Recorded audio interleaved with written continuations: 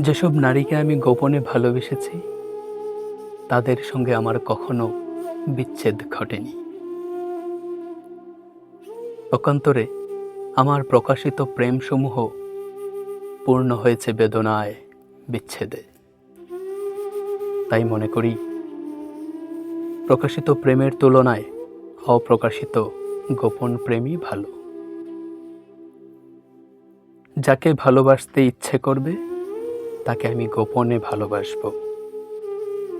যাকে ভালোবাসি তাকে কখনো তা জানতে দেব না।